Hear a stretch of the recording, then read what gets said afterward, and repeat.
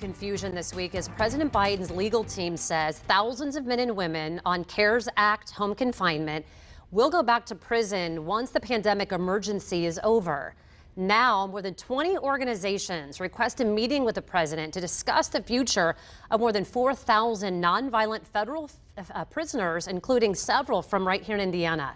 Two experts in the field are Jessica Jackson, who is a human rights attorney and at Reform Alliance, and former U.S. Attorney Brett Tolman, who is the current executive director of Right on Crime. Good morning to the two of you. Good morning. Good morning. Hey, good to see you guys again. Jessica, I want to start with you, and just for those that are watching, how did we get here? And then what is your reaction when you heard this news? Yeah, so when the pandemic hit, we knew that prisons and jails were going to turn into vectors of the virus and endanger not only the people living inside, but the people working there and the people in the community as well. Congress took quick action and included provisions in CARES Act, which expanded the already existing authority of the BOP, the Bureau of Prisons, to let people who were not a risk to public safety, who had served long periods of time already on their sentence, go home and reintegrate and serve the rest of their time on home confinement.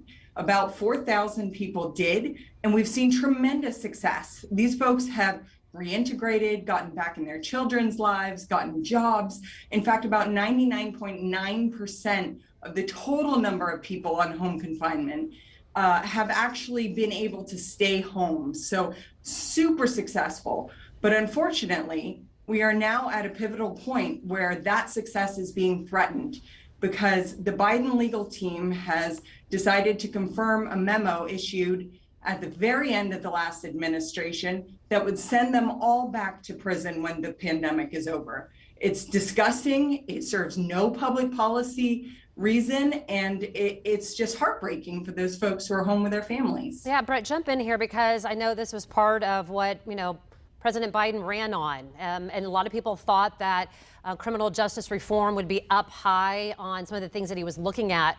What can President Biden do right now? Do they still have hope, or do you see them going back to prison?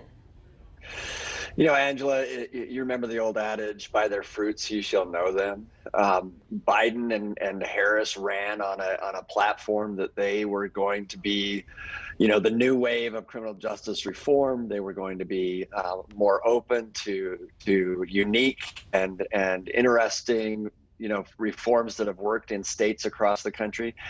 There is nothing more simple and basic than having thousands of individuals already in home confinement doing well and proving that they can be on home confinement. It would be the easiest lift this administration could have, to simply say, we're going to leave them on home confinement. And it would be a strong message that we value rehabilitation over just simply being mad and angry and punishing individuals, certainly ones like these. Yeah, Jessica, I think that, I mentioned at the top, these 20 organizations, we're talking about, or you all are, we're talking about Republicans, Democrats, conservatives, liberals. There are a lot of people. This is one issue that seems like, my gosh, there's a lot of consensus here. Am I right in reading that correctly? Absolutely. You've got organizations on both sides of the aisle. You've got lawmakers on both sides of the aisle coming forward saying, this is not what we intended. We intended for these folks to come home, do the hard work of reintegrating in the midst of a pandemic, show that they were successful, and then stay home with their families, stay home in those jobs they fought to get, stay home in the housing they've secured, not to be returned back to prison. So there's bipartisanship on this issue.